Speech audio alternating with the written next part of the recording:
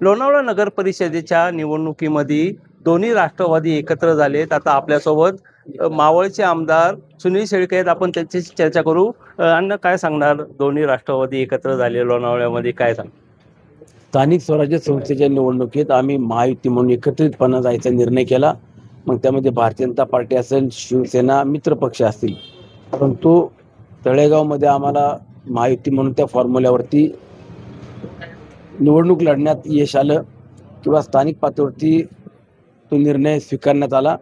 परंतु लोणावळा आणि वडगावमध्ये तिथल्या स्थानिक पातळीतल्या नेतेमंडळींच्या नावावरती सांगून किंवा त्यांचा प्रश्न पुढे उपस्थित करून तिथली युती इथल्या नेतेमंडळींनी तालुक्यातल्या भाजपच्या तोडली आणि मग तिथं आम्ही राष्ट्रवादी काँग्रेस पक्ष, आदरणीय पवार साहेबांचा पक्ष असेल, शिंदे साहेबांचा असेल किंवा उद्धव साहेबांचा पक्ष असेल, काँग्रेस असेल, ज्यांना ज्यांना सोबत घेऊन तिथं लढता येईल तो लढण्याचा आम्ही प्रयत्न करतोय। त्यात आदरणीय राष्ट्रवादी काँग्रेस पक्ष, शरद पवार साहेबांच्या गटाने देखील आम्हाला पाठिंबा दर्शवला।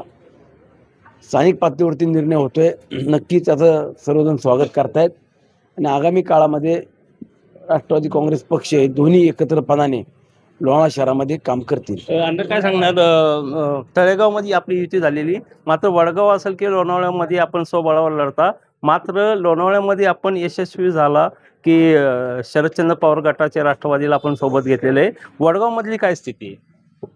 वडगावमध्ये पण वातावरण चांगलं आहे। वडगावला पण पवार साहेबांच्या पक्षाने आम्हाला पाठिंबा दिलेला आहे आणि तिथं शिवसेना, उद्धव साहेबांचा पक्ष असेल किंवा इतर पक्षांना देखील बरोबर घेऊन आज बऱ्यापैकी चित्र स्पष्ट करेल। अण्णा, काय सांगणार? जर पाहिलं गेलं तर लोकसभेपूर्वी शरदचंद्र पवार साहेबांनी आपल्याला बोलले होते मी पवार आहे।